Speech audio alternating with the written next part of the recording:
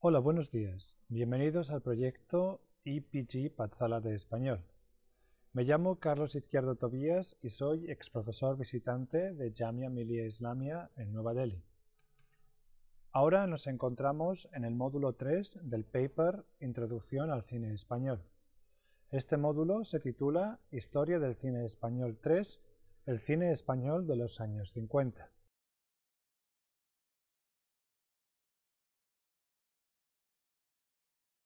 Se trata de un periodo histórico en el que el franquismo se ha estabilizado en su poder político, pero también es el momento en el que el régimen ha de hacer frente a movimientos de resistencia política y social, especialmente desde las asociaciones obreras y las instituciones educacionales.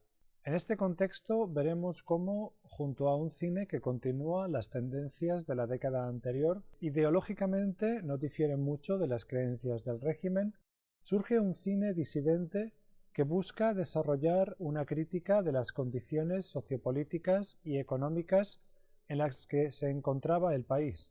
La década de los 50 supone una estabilización del régimen franquista debido a diferentes factores. En 1952, el racionamiento que había marcado tanto la posguerra desaparece, mientras que la economía entra en un tímido periodo de recuperación. El aislamiento de la comunidad internacional que España había sufrido desde que en 1946 Naciones Unidas había retirado casi todos los embajadores de Madrid termina. En 1953 se firmaron acuerdos entre España y Estados Unidos por los que Norteamérica ofrecería ayuda económica a España a cambio de establecer bases militares en la península. En este clima de retorno del país al panorama internacional, el régimen franquista tuvo que enfrentarse además al resurgir de varias formas de oposición interna, como las protestas obreras de Barcelona, País Vasco y Asturias, y la contestación universitaria que llega a su cenit en 1956, cuando un miembro de Falange resulta herido gravemente. El Partido Comunista Español, PCE, fue la organización que concentró las actividades en contra del régimen de manera más eficiente en medios sindicales y en la universidad, con figuras como Jorge Semprún o Ricardo Muñoz Suay. Entre las filas del franquismo se produjeron también cambios relevantes, como la remodelación ministerial del año 51, que relevó a los más cercanos al movimiento a favor de grupos católicos.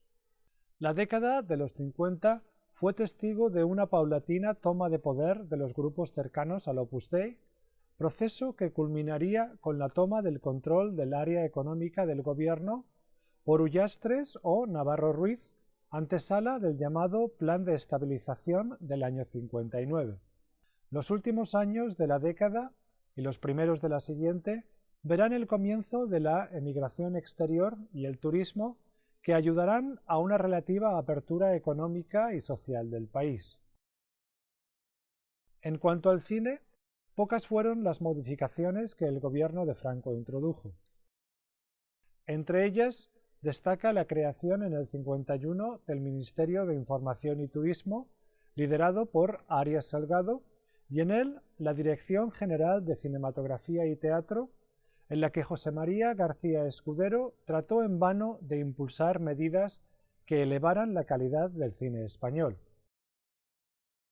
A pesar de sus esfuerzos, se vio obligado a dimitir al año siguiente por su defensa de Surcos, de José Antonio Nieves Conde del 51, una historia sobre la inmigración del campo a la ciudad como película de interés nacional, y su rechazo a otorgar la misma categoría a Alba de América de Juan de Orduña del año 51.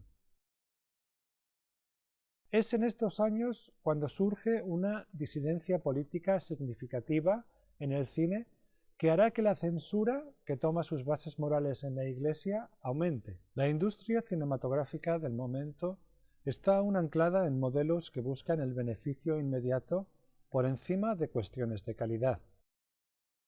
La productora Cifesa comienza un periodo de decadencia paralelo al declive del cine histórico que hace que la empresa se concentrara más en la distribución en detrimento de la producción. Aun con todo, la productora participará indirectamente en la producción de La hermana San Sulpicio o Los ojos dejan huellas del 52. Dentro del tradicionalismo continuista de los años 50 encontramos a realizadores como Sáenz de Heredia, Rafael Gil y Juan de Orduña, que habiendo comenzado sus carreras en los años 40, continúan en la década siguiente rodando películas. El primero consigue éxitos con Todo es posible en Granada del 54 e Historias de la radio del año siguiente.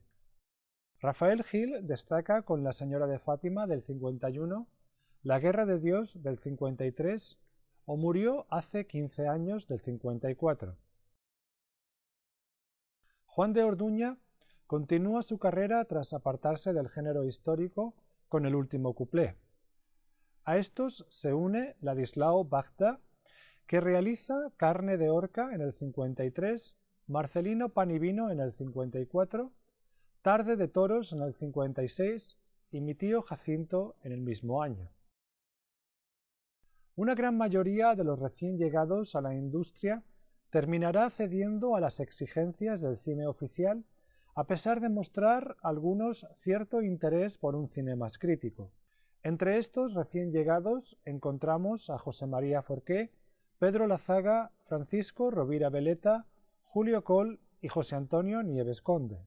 José Antonio Nieves Conde combinó películas claramente franquistas como Balarrasa del año 50, una película religiosa sobre un misionero español atrapado en Alaska que rememora su vida, con historias disidentes como la valorada Surcos del 57 sobre la inmigración del campo a la ciudad que hemos mencionado antes.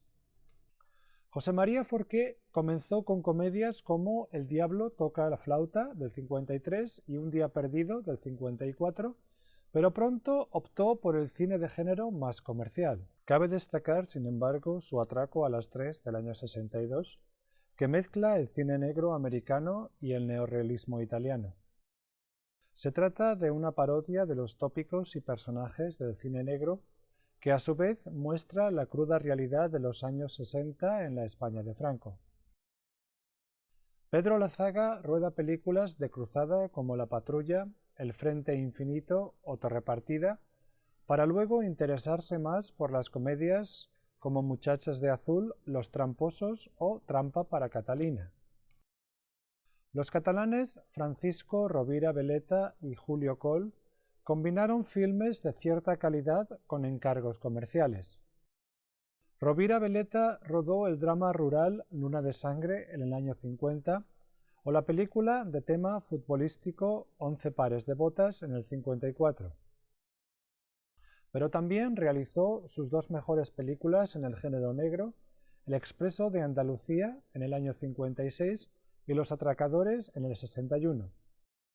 El talento narrativo de Julio Coll se deja ver en Distrito V del 57 o Los cuervos del 61. En cuanto a los géneros cinematográficos que muestran una supervivencia de los gustos de la década anterior, destacan la comedia y el musical folclórico, mientras que el histórico y el literario fueron desapareciendo. De estos últimos cabe recordar las historias sobre el siglo XIX y sus guerras carlistas de 10 fusiles esperan del 58 de Sáenz de Heredia y Sonatas del 59 de Bardem, una adaptación cinematográfica de la novela homónima de Valle Inclán con Francisco Rabal, María Félix, Aurora Bautista y Fernando Rey en el reparto. Como también vale la pena echar un vistazo a ¿Dónde vas, Alfonso XIII? De Luis César Amadori de 1958, sobre los amores entre el rey Alfonso XIII y María de las Mercedes. El musical folclórico no solo sobreviviría en la década de los 50, sino que además alcanzaría su plenitud a comienzos de la misma. Este tipo de cine fue transformándose en el ciclo del cuplé gracias al éxito de El último cuplé de Juan de Orduña del 57, protagonizado por Sara Montiel. La actriz promovió la producción de otros éxitos como La Violetera en el 58, Pecado de amor en el 61 y La bella Lola en el 62. La comedia fue uno de los géneros que la disidencia eligió para la transmisión de su versión crítica de la realidad española del momento, pero también fue un género preferido del cine oficialista. La nueva comedia tendría sus referentes literarios en el sainete y la picaresca, pero comenzaría a mostrar influencias del cine posneorrealista, como podemos ver en De Madrid al cielo, del 52, Manolo guarda urbano, del 56, o la valorada Historias de la radio, del 56, de Sáenz de Heredia. Además de esta comedia urbana, se rodaron películas en el entorno rural que intentaron emular el éxito de Bienvenido Mr. Marshall, de José Luis García Berlanga, del 52, como las mencionadas El diablo toca la flauta o Todo es posible en Granada. La comedia de los 50 también comienza a estructurarse en torno a episodios que siguen a varios personajes, fenómeno del que Historias de la radio hace gala, además de muchas de las comedias llamadas profesionales, como Las chicas de la Cruz Roja, de Salvia, del año 58. En los 50 el drama rural va desapareciendo, con sus últimos ejemplos en Cañas y barro, de Orduña, del 55, o Orgullo, de Muroti, del 55, mientras que el drama urbano realista, ejemplificado en Surcos, se desarrolla brevemente y desaparece con las disidentes Calle Mayor, del 56, y La venganza, del 57, de Juan Antonio Bardem. Destaca también el subgénero bandolerístico, que combina el cine de aventuras y el western americano con títulos como Carne de Orca, de Bagda, del 53, o Amanecer en Puerta Oscura, de José María Forqué, del 57. El cine sobre fútbol y el espectáculo taurino es profusamente explorado en esta década. En el último grupo destacan Tarde de toros, de Ladislao Bagda, del 55, y Los clarines del miedo, de Antonio Román, del 58. El mundo de los toros también será parte de la obra de cineastas disidentes como Los golfos, de Carlos Saura, del 59, y A las 5 de la tarde, de Bardem, del año 60. Hay, sin embargo, un subgénero, si es que podríamos llamarlo así, que tuvo gran popularidad en los años 50. Se trata del cine con niño, que creaba historias para el enaltecimiento de niños actores como en la mencionada Marcelino Pan y Vino, de Bagda, del 54, o El pequeño ruiseñor, de Antonio del Amo, del 56, protagonizadas respectivamente por Pablito Calvo y Joselito. A estos niños prodigio le siguieron las niñas Marisol y Rocío Dúrcal, entre otras.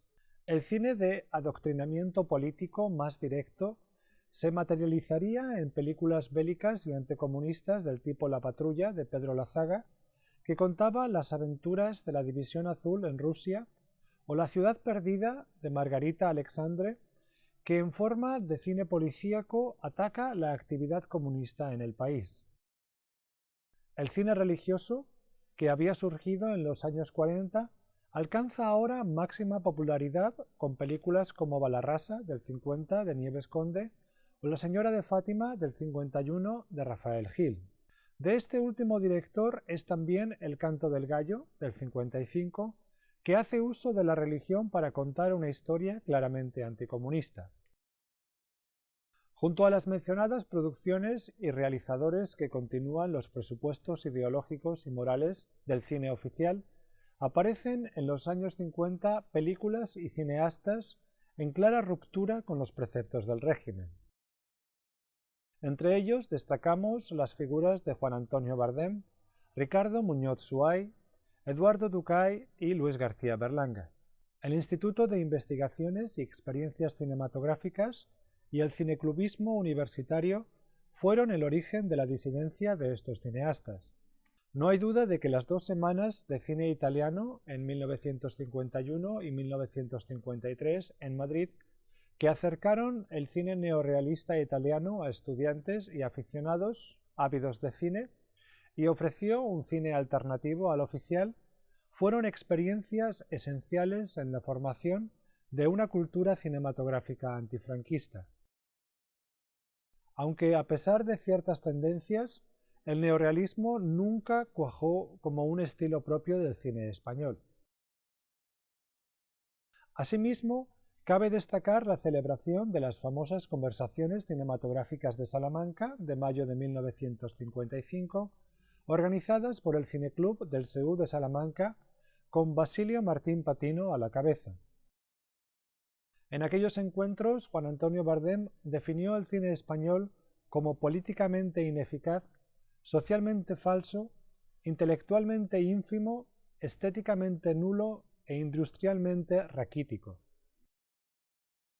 Los orígenes de la disidencia cinematográfica pueden situarse en dos películas producidas en 1951, Surcos de José Antonio Nieves y Esa pareja feliz de Berlanga y Bardem, esta última estrenada en el 53. La primera ofrece, a pesar de su defensa de la familia tradicional, una cruda imagen de la realidad cotidiana con su descripción de la explotación laboral, la prostitución, la delincuencia, etc.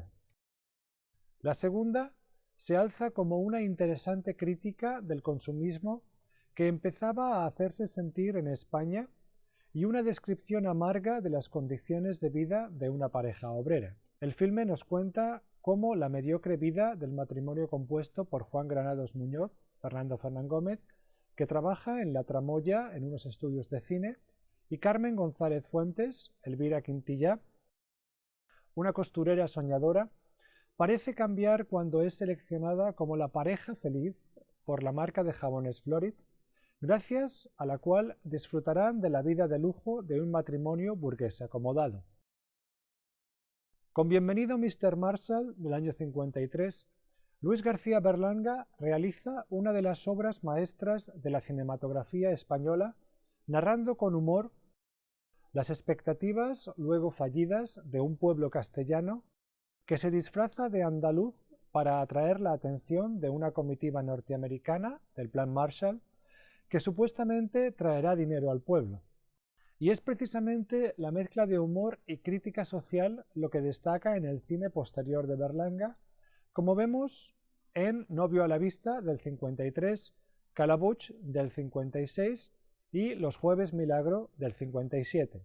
Los Jueves Milagro nos presenta un pueblo donde el alcalde, el maestro, el médico, el terrateniente y el propietario de un balneario deciden inventar un falso milagro para revitalizar la visita de turistas. El guión original era una fuerte crítica contra la Iglesia. Desgraciadamente para el realizador, la productora Ariel Films pertenecía al Opus Dei y la película se tornó en un panfleto religioso. La sátira social de Berlanga se hará, sin embargo, más amarga en sus colaboraciones con el guionista Rafael Azcona, como en las películas Plácido de 1961 y El Verdugo de 1963. La primera iba a titularse Siente a un pobre en su mesa, parodiando la hipocresía burguesa de una campaña franquista que pretendía promover la caridad cristiana con este lema. Nominada al Oscar a la mejor película de habla no inglesa y considerada hoy en día como una de las mejores películas del cine español, Plácido cuenta la historia de un hombre pobre obligado a cooperar en una de esas campañas con su nuevo motocarro que aún no ha terminado de pagar. El Verdugo, de 1963, resulta aún más grotesca. Cuenta los avatares del empleado de una funeraria que termina heredando el puesto de verdugo de su suegro. El filme inquietó sin duda a las autoridades. El mismísimo general Franco definió a Berlanga como un mal español. El filme obtuvo, sin embargo, el premio de la crítica internacional en el Festival de Venecia. Juan Antonio Bardem posee planteamientos estéticos muy diferentes. Sus películas ahondan en el drama de costumbres y de ideas. Sus dos obras cumbre son Muerte de un ciclista, de 1955, y Calle Mayor de 1956, que reflejan la desilusión en la sociedad española de aquellos años. Con estos filmes, Bardem se convirtió en un abanderado de la disidencia artística.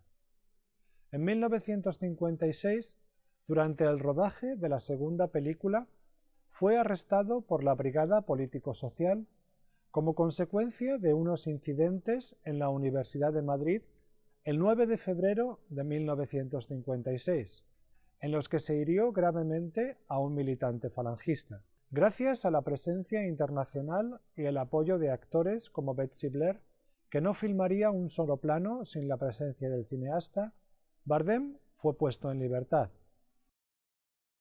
Muerte de un ciclista de 1955 trata sobre la relación secreta entre el profesor universitario Juan Fernández Soler, interpretado por Alberto Closas, y María José, interpretada por Lucía Bosé, casada esta con el empresario Miguel de Castro, interpretado por Otello Toso. Un mal día, María José y Juan atropellan a un ciclista, pero temerosos de que su relación se descubra, salen huyendo sin ayudar a la víctima.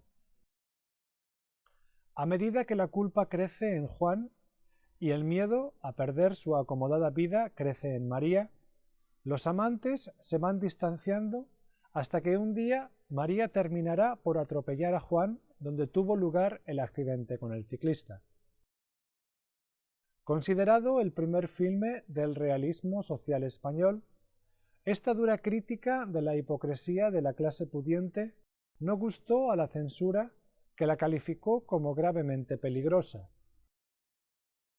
Fuera de España, sin embargo, Muerte de un ciclista fue ampliamente reconocida y obtuvo el Premio de la Crítica Internacional en el Festival de Cannes de 1955.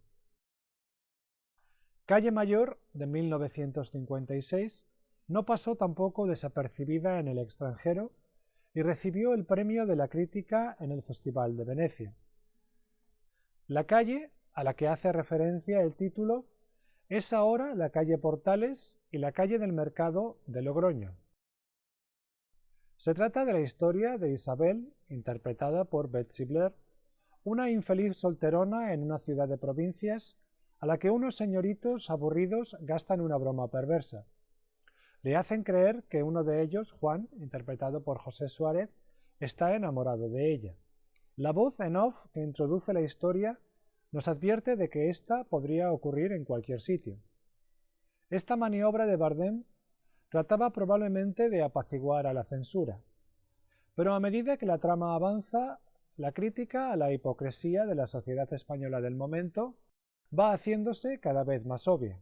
Aún en la década de los 50, Bardem estrenaría La venganza de 1957, nominada al Oscar a la mejor película de habla no inglesa en el 58, y se convertiría en el presidente de la productora Uninci, uno de los bastiones de la disidencia política y estética del cine español.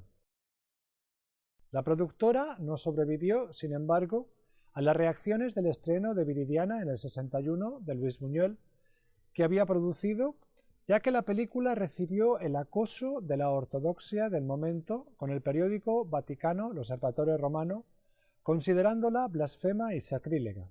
Junto a esta resistencia directa al régimen, podemos encontrar ejemplos de una disidencia más periférica, como es el caso de El inquilino, del año 57, de José Antonio Nieves Conde, que denunciaba la carencia de viviendas y sufrió el peso de la censura al no ser estrenada nunca en las principales ciudades del país.